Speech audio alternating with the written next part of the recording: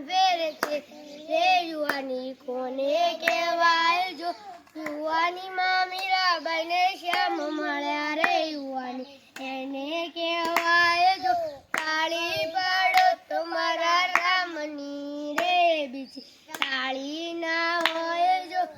ગડપણમાં ઘણો ફેર છે રે ગડપણ કોને કહેવાય જો ગડપણમાં શબરીને રામ મળ્યા રે ગડપણ એને કહેવાય જો